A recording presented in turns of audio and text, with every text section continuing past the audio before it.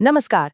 आज हम एक ऐसी कहानी को परत दर परत खोलेंगे जहां व्यूज और फेम की भूख एक यूट्यूबर को सीधे एक भूता हवेली के जाल में खींच ले जाती है। तो चलिए देखते हैं कि ये मॉडर्न हॉरर स्टोरी आखिर बुनी कैसे गई है। और कहानी की शुरुआत होती है हमारे हीरो अक्षय के अपने ही शब्दों से। और सच कहूं तो यही इस कहानी की सबसे बड़ी आयरनी है। मतलब एक ऐसा इंसान जो भूतों को सिरे से नकारता है, वही वही अलौकिक दुनिया के सबसे बड़े जाल में फंसने जा रहा है। तो ये है अक्षय, एक कामयाब यूट्यूबर, और अपने 100वें एपिसोड के लिए उसने चुना है कुख्यात रामपुर हवेली को। मिशन क्या है? वहां जाकर ये साबित करना कि भूत वूत कुछ नहीं होते। और असली मकसद जाहिर है, लाखों व्यूज और ढेर सारी शोहरत। और यहीं पर हमें कहानी का पहला और सबसे बड़ा टकराव देखने को मिलता है। एक तरफ है अक्षय का ओवर कॉन्फिडेंस और दूसरी तरफ है उसकी पार्टनर मल्लिका की घबराहट। और जैसा कि अक्सर ऐसी कहानियों में होता है, अक्षय का यही अंधा आत्मविश्वास ही उसकी सबसे बड़ी, सबसे घातक गलती बनने वाला है। तो चलिए अब उनके सफर पर चलते हैं। यहीं हमारी मुलाकात होती है ड्राइवर चिंटू से, और यहीं से कहानी में वो अशुभ संकेत मिलने शुरू हो जाते हैं जो आने वाले खतरे की तरफ इशारा कर रहे हैं। ये पहली वार्निंग है, बिल्कुल सीधी और साफ, ऑटो ड्राइवर चिंटू की तरफ से। लेकिन अक्षय, वो तो अपने ही एटीट्यूड में है। उसके लिए ये सब बस डराने वाली फालतू की बातें हैं। वो इसे पूरी तरह से इग्नोर कर देता है। लेकिन चिंटू फिर कोशिश करता है। इस बार उसकी चेतावनी और भी ज्यादा सीधी और डरावनी है। माहौल में टेंशन साफ महसूस हो रहा है, पर अक्षय, वो तो इससे भी मजाक में उड़ा देता है, आने वाले खतरे से बिल्कुल बेखबर।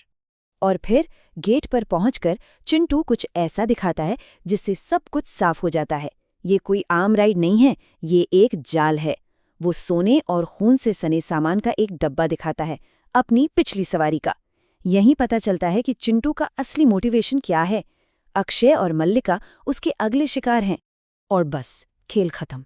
जैसे ही वो अंदर कदम रखते हैं, हवेली का भारी भरकम दरवाजा उनके पीछे जोर से बंद हो जाता है। जाल बिछ चुका है। अब वापसी का कोई रास्ता नहीं है। वो हवेली में कैद हो चुके हैं।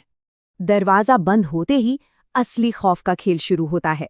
अब वो अलौकिक घटनाएं एक एक करके सामने आती हैं जो अक्षय के हर तर्क, हर विश्वास को तोड़ने वाली हैं। पहले एक जले हुए चेहरे वाली औरत दिखती है, फिर छत से लटकते बर्तनों से खून टपकने लगता है, और सबसे डरावना, जब आईने में उनकी परछाइयां अपने आप हिलने लगती हैं। और इन सब के बीच कानों में एक आवाज गूंजती है, भागोगे कहाँ? ये सिर्फ डराने वाली चीजें नहीं हैं, ये इस बात का सबूत है कि हवेली में जो भी है वो सच है और बेहद खतरनाक है। अक्षय की दुनिया, उसका वो लॉजिक का बुलबुला अब फूट रहा है। तो सवाल ये उठता है कि आखिर इस हवेली की ताकत का सोर्स क्या है? ये सब हो क्यों रहा है? इस खौफ के पीछे की असली वजह क्या है? और इस बड़े सवाल का जवाब उन्हें मिलता है हवेली के तहखाने में, एक ऐसी जगह जो इस कहानी के सारे राज खोलने वाली है। और अब हम कहानी के उस हिस्से में आ गए हैं जहां तांत्रिक के श्राप का राज खुलता है। यहीं पर हमें पता चलता है कि ये हवेली काम कैसे करती है और इसके खौफनाक नियम क्या हैं। तहखाने में उन्हें मिलती है राज प्रकाश की डायरी, और ये डायरी ही वो चाबी है जो इस कहानी की सबसे बड़ी पहेली को सुलझाती है। इसमें साफ साफ लिखा है कि कैसे एक तांत्रिक ने इस हवेली को एक जाल बनाया था, एक ऐसा जाल जो आत्माओं को कैद करके उसे ताकत देता था। तो इस पूरे श्राप के पीछे 4 मेन खिलाड़ी हैं। पहला, राजप्रकाश, वो तांत्रिक जिसने ये सब शुरू किया ताकत के लिए। दूसरा, चिंटू, जो लोगों को यहाँ लाता है अपनी बेटी रश्मि को आज़ाद कराने के लिए। तीसरी, रश्मि खुद, जो पहली शिकार थी और अब हवेली का एक भूत है। और इन सबको जोड़ने वाली कड़ी, वो बड़ा सा आईना, जो असल में सारी आत्माओं का कैदखाना है। तभी वहां हवेली का पुराना चौकीदार आता है और उन्हें बाहर निकलने का सिर्फ एक ही रास्ता बताता है। वो रास्ता है उस आईने को तोड़ना, वही आईना जो तांत्रिक की सारी ताकत का सोर्स है। मिशन साफ है, लेकिन बेहद खतरनाक। और बस यहीं से कहानी अपने क्लाइमैक्स की तरफ बढ़ती है। एक रूह को हमेशा के लिए कैद करने वाला फाइनल क्लाइमैक्स। अब हम देखेंगे उनकी भागने की आखिरी कोशिश और उसका खौफनाक अंजाम। जैसे ही अक्षय आईने को तोड़ने के लिए आगे बढ़ता है, हवेली जैसे जिंदा हो उठती है और पलटवार करती है। दीवारों से खून बहने लगता है, जमीन से हाथ निकलने लगते हैं। अब ये साफ हो जाता है कि ये सिर्फ एक इमारत नहीं है, ये एक जीता जागता दैत्य है। और फिर होता है वो जो किसी ने सोचा नहीं था।